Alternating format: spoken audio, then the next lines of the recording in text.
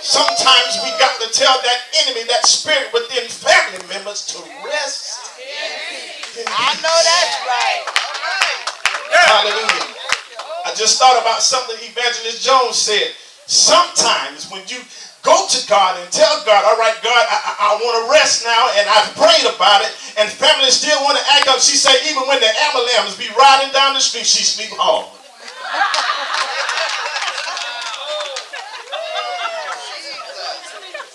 Said she sleep hard. That's right. The louder the siren get, the harder you need to sleep.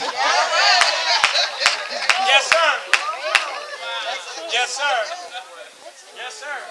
Even in relationships, a lot of us need to tell dead relationships to rest in peace. Say it, sir. Say it, sir. You're trying to move on in your life, and Johnny keep calling. Come on, preach that part. Johnny keeps calling. And the thing about Johnny wouldn't get a job. Johnny won't pay bills. Johnny won't help you with your car payment.